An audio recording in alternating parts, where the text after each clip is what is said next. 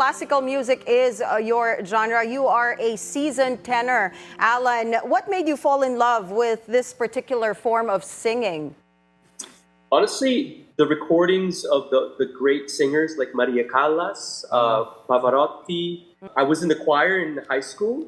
Okay. And then in college, if you become a voice major, it means classical music. So I kind of stumbled upon it. In a way, it found me, and I fell in love with it, and I haven't left since.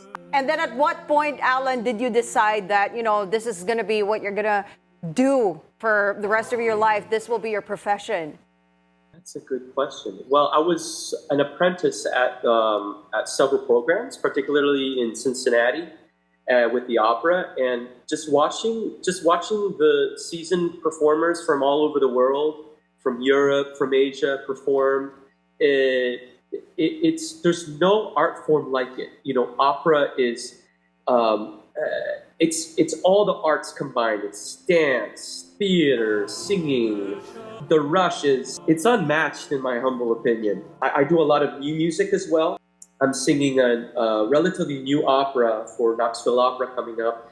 And it involves a Chinese immigrant in New York who gets stuck in an elevator. And the whole opera is basically about his psyche because he's actually undocumented.